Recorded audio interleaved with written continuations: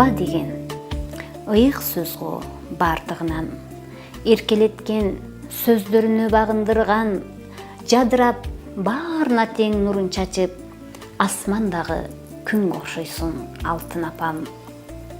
Жароо керим, боор керим жаркын апам, алыстамын сагынып айтам салам, аруу жүрөк айдайым алтын апам.